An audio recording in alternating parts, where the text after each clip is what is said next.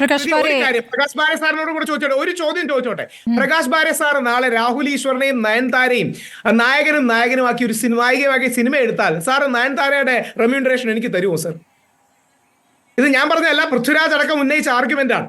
അതായത് ഐശ്വര്യ റായും പൃഥ്വിരാജും ഒരു സിനിമയിൽ നായകനും നായികയുമായാൽ ഐശ്വര്യ റായ്ക്ക് കിട്ടുന്ന റേറ്റ് പൃഥ്വിരാജിന് കിട്ടും.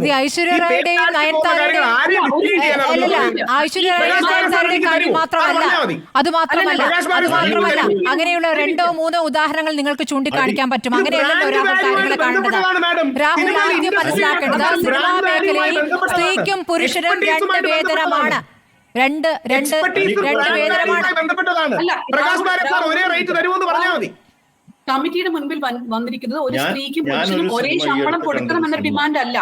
പക്ഷേ ഫോർ എക്സാമ്പിൾ എത്രയോ സ്ത്രീകൾ, സൂപ്പർ സ്റ്റാർസ് ആയ പോലെ സ്ത്രീകൾക്ക് പോലും കോൺട്രാക്ടുകളില്ല. അതായത് അവർക്ക് എത്രയാണ് ശമ്പളം എന്നൊരു കോൺട്രാക്ട് പോലും കൃത്യമായിട്ടില്ല. ഇങ്ങനത്തെ പരാതികളാണ് അവർ കമ്മിറ്റിയുടെ മുന്നിൽ വെച്ചിരിക്കുന്നത്. അത് എന്തുകൊണ്ട് സർക്കാരിന് പറഞ്ഞുകൂടാ? ഇനി നിങ്ങൾ ഒരു സ്ത്രീയെ ഈ ഫിലിമിൽ സൈൻ ചെയ്യുന്നുണ്ടെങ്കിൽ അവർ കൃത്യമായി കോൺട്രാക്ട് കൊടുക്കണം.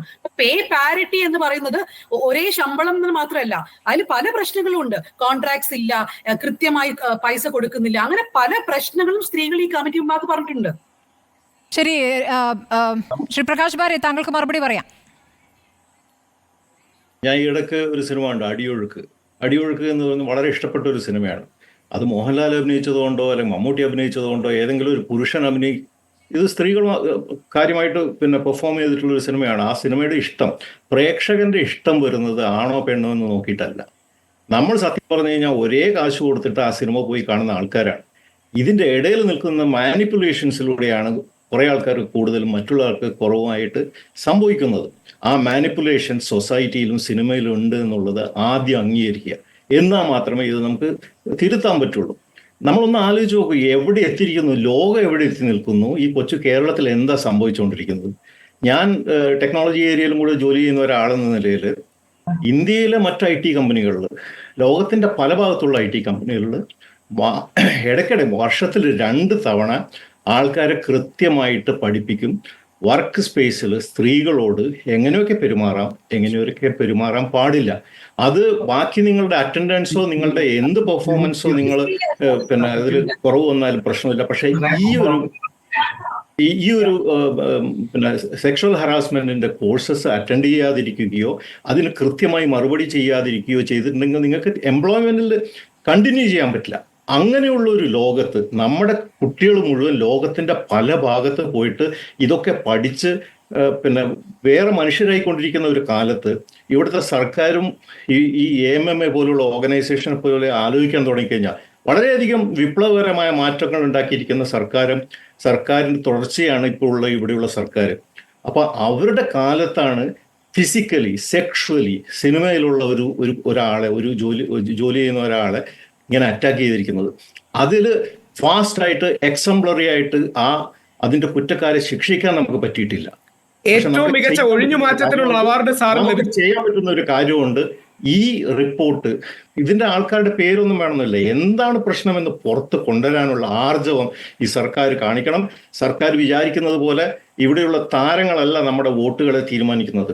ഞാൻ ലോകത്തിന്റെ എവിടെ പോയി കഴിഞ്ഞാലും പെൺകുട്ടികളുള്ള അമ്മമാര്, അച്ഛന്മാര്, സഹോദരിമാർ, അമ്മമാർ, നമുക്കൊക്കെ ഇതൊരു കൺസേൺ ആണ്. നമ്മളുടെ ഒരു കുട്ടി ഇതുപോലെ അറ്റാക്ക് ചെയ്യപ്പെടുകയാണെങ്കിൽ ഇത് എക്സംപ്ലറിൽ ഇത് ടാക്കിൾ ചെയ്യപ്പെടണം. ഇന്ത്യയിലെ ഏതൊരു ഈ വർഷത്തെ ഏറ്റവും മികച്ച ഒഴിഞ്ഞുമാറ്റത്തിനുള്ള അവാർഡ് അങ്ങേക്ക് ലഭിച്ചിരിക്കുന്നു. ഡൽഹിയാണെങ്കിലും കൊൽക്കട്ടയാണെങ്കിലും ഒക്കെ രാത്രി എനിക്ക് ഒരേ റേറ്റ് തരുമോന്ന് വളരെ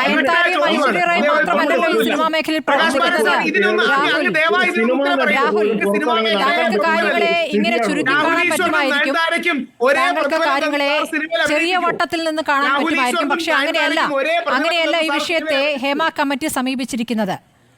അതുകൊണ്ടാണല്ലോ ആ റിപ്പോർട്ടിന്റെ അടിസ്ഥാനത്തിലുള്ള മാറ്റങ്ങൾ സിനിമാ മേഖലയിൽ കൊണ്ടുവരണം എന്നാവശ്യപ്പെടുന്നത്. സിനിമാ മേഖലയിൽ ആ തരത്തിലുള്ള മാറ്റം കൊണ്ടുവരണം എന്നാവശ്യപ്പെടുന്നത് അതുകൊണ്ടാണല്ലോ. ഇത് കോസിനും എഫക്റ്റിനെയും തമ്മിൽ കൺഫ്യൂസ് ചെയ്യുന്നതിന്റെ പ്രശ്നമാണ്. നിങ്ങൾ ഈ വാലിൽ നിന്നല്ല തുടങ്ങുക, തലേന്നാണ് തുടങ്ങേണ്ടത്. എന്തുകൊണ്ട് ഈ ഡിസ്പാരിറ്റി വന്നു നിൽക്കുന്നു എന്നാണ് ഇവിടെ ചോദിക്കുന്നത്. ഇടുവെന്ന് ചോദിക്കുന്നത് ഒരു മണ്ടൻ ചോദ്യമാണ്. എന്തുകൊണ്ടാണ് സാറിന് ഉത്തരവില്ലാത്തതുകൊണ്ടാണ് പറയുന്നത്?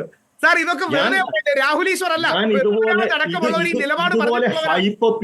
രാഹുൽ ഈശ്വർ അല്ല, പൃഥ്വിരാജ് അടക്കമുള്ളവർ ഐശ്വര്യ റായിയുടെ ഉദാഹരണം ഉപയോഗിച്ച് പറയുന്നതാണ്.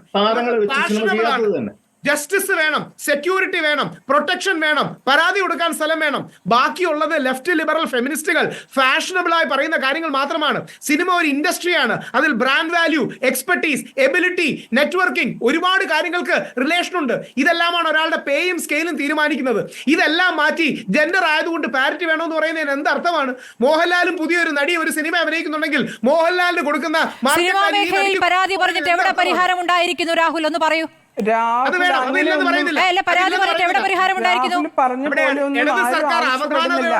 സർക്കാരിന് എവിടെ നിൽക്കട്ടെ, സിനിമാ മേഖലയിൽ പരാതി പറഞ്ഞിട്ട് എവിടെ പരിഹാരം ഉണ്ടെങ്കിൽ ഒരു ഉദാഹരണം പറയൂ രാഹുൽ, പറഞ്ഞു അവസാനിപ്പിക്കും. വളരെ അവധാനതയോടാണ് സർക്കാരിലേക്ക് പെട്ടെന്ന് ചാടല്ലേ കൈകാര്യം ചെയ്തത്.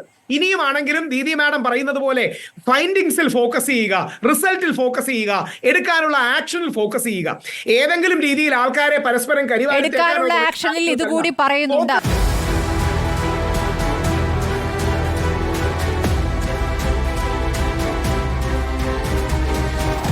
Debate with Smriti Parthikad.